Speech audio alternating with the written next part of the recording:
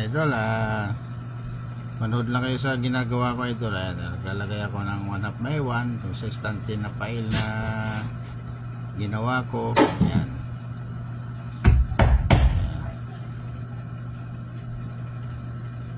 Ayan idol, manood lang kayo.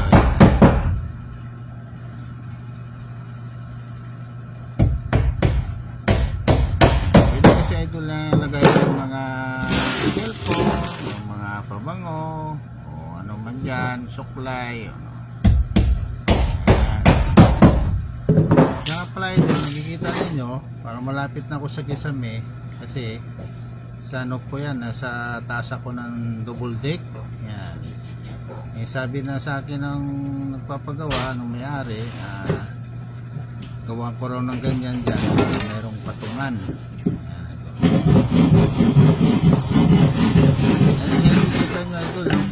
Nanuha ko ng 1/1 eskwala po yun, naka-stay na eskwala para hindi na magawak-hawak pa doon sa eskwala na bakal. Yung mas madali, tutok ko na lang doon, nakasukat na po yung eskwala ron sa kahoy, sakto-sakto. Saka yung pandikit ko pala dyan, stick wheel. Yan. Sa 1/1.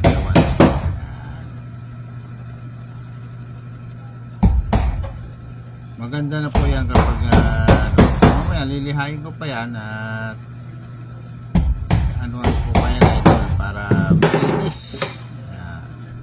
Para kapag pininturahan ng may-ari na rin magpipintura kasi gabi nila pipinturahan. Yan idol.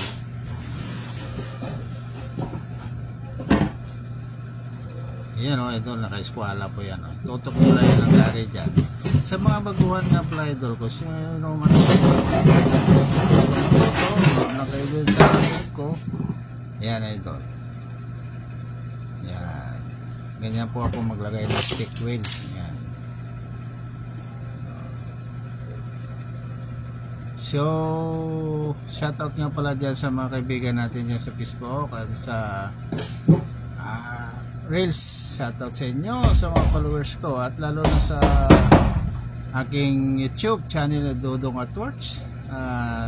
Subscribe nyo naman yung channel mo idol. Maraming salamat nga pala sa inyo lahat. Manood lang kayo sa mga vlog ko dyan, matuwa kayo sa mga baguhan. Nandito na lang ito, maraming salamat.